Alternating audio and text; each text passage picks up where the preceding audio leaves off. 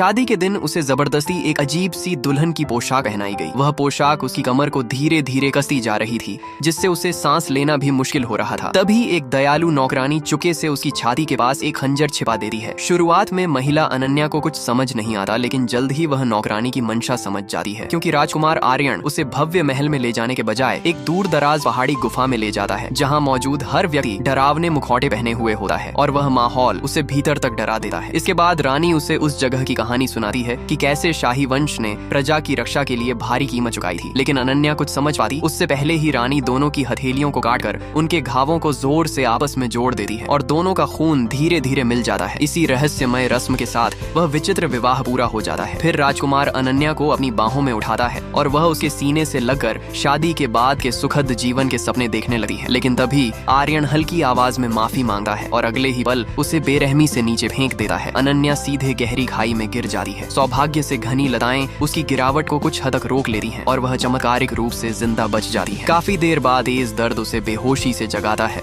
और वह अपने शरीर से बहते खून को देकर सन्न रह जाती है। जब वह ऊपर देखती है और उस परिचित पत्थर के पुल को पहचानती है, तब उसे आखिरकार समझ आ जाता है कि उसके साथ असल में क्या हुआ था।